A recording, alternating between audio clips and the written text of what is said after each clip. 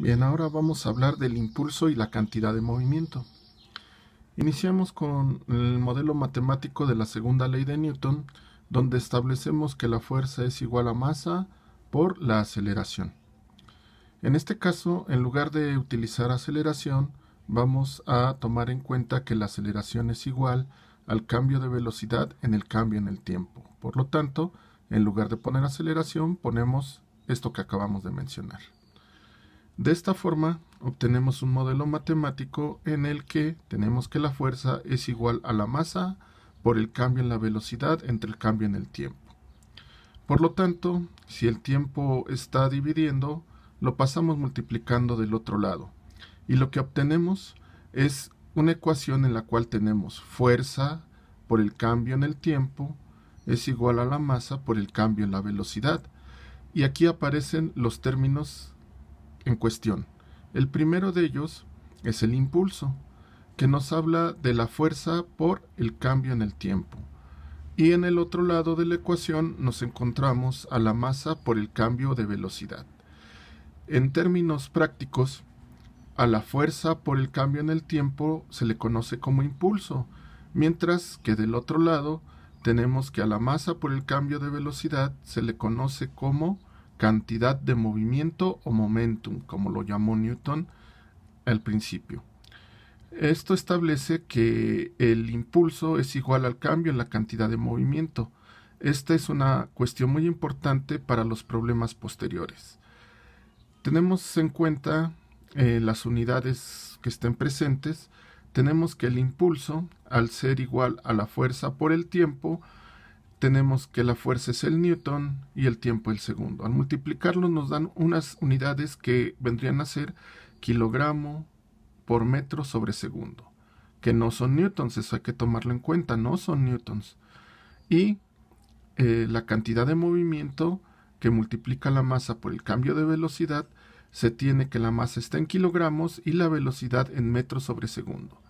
Si nosotros vemos, las unidades son exactamente las mismas que el impulso, lo que establece que tanto las unidades de impulso y cantidad de movimiento son exactamente las mismas. Bien, entonces una vez que tenemos esto, sabemos pues que el impulso es igual al cambio en la cantidad de movimiento. Para ello vamos a verlo aplicado a un ejemplo. En este caso tenemos un cuerpo de 2 kilogramos que se mueve a una velocidad de 6 metros por segundo en una dirección de 0 grados.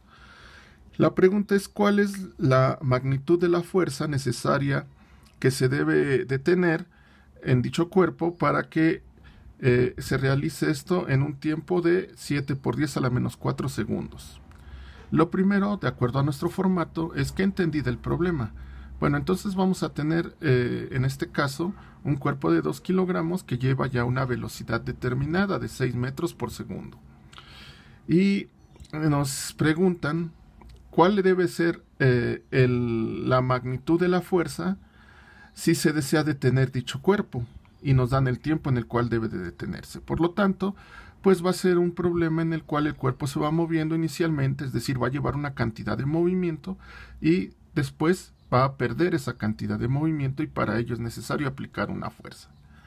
Como datos tenemos masa, 2 kilogramos, velocidad de inicio, 6 metros por segundo a un ángulo de 0 grados, nos piden la fuerza y tenemos que, como se va a detener, la velocidad al final va a ser 0. Y el tiempo es 7 por 10 a la menos 4 segundos. Bien, entonces ya tenemos todo en el mismo sistema de unidades, no hay que hacer ningún cambio. Vemos que en este caso, bueno, nuestro diagrama de cuerpo libre no es necesario realizar, puesto sabemos que se va a frenar. Tenemos pues el modelo matemático a aplicar, que es el que acabamos de mencionar, de que el impulso es igual a la cantidad de movimiento. Por lo tanto, al plantear el problema, tenemos que, para conocer la fuerza, es necesario establecer las condiciones iniciales y finales de nuestro problema para poder abordarlo. Por lo tanto, vamos a tener en cuenta estas consideraciones para poder aplicar el modelo matemático respectivo. Tenemos pues que, despejando la fuerza de la ecuación que ya habíamos mencionado, tenemos que la fuerza sería igual a la cantidad de movimiento entre el tiempo. Poniendo el cambio en la cantidad de movimiento, vamos a tener que la fuerza va a ser igual a la masa por la velocidad final, la cual es 0. Por lo tanto, esa parte de la ecuación se vuelve 0. Nos va a quedar la ecuación menos la masa por la velocidad inicial entre el tiempo final. Al hacer las ecuaciones y resolver, tenemos que vamos a obtener una fuerza con signo negativo, va que siendo de 1.71 por 10 a la menos 4 newtons.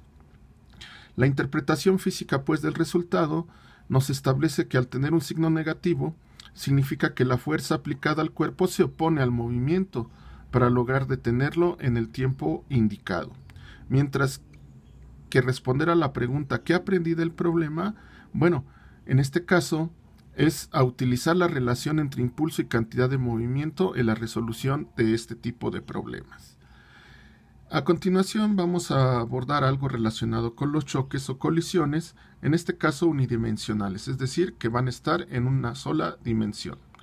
Y para ello vamos a establecer dos cuestiones básicas. La primera, que se conoce como el principio de conservación de la cantidad de movimiento, y la siguiente como el coeficiente de restitución. Vamos a empezar con el principio de conservación de la cantidad de movimiento, y este pues viene o se basa en lo que es el principio de conservación de la energía, en la cual sabemos que la energía no se crea ni se destruye, solo se transforma.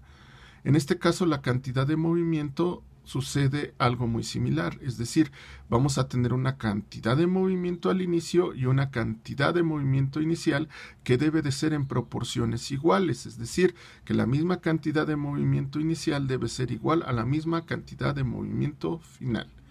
Y en términos prácticos, la ecuación que está en el recuadro nos indicará este principio, donde vamos a tener dos masas en movimiento, vamos a tener velocidades iniciales que se identificarán con la letra U y vamos a tener en consecuencia cantidades de movimiento finales del otro lado de la ecuación, donde vamos a tener la V como velocidades finales.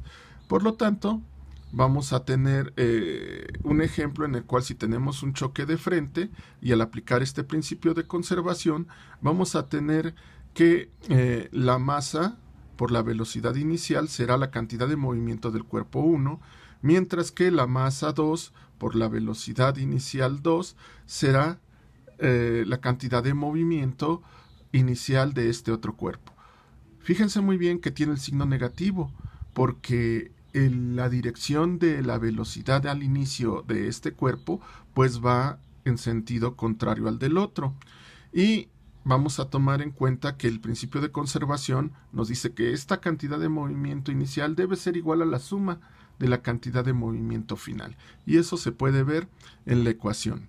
Entonces, estamos considerando que van a quedar separados los cuerpos después del choque. Esto va a depender del tipo de choque y para eso vamos a ver otro tema en el siguiente video que tiene que ver con lo que se conoce como coeficiente de restitución.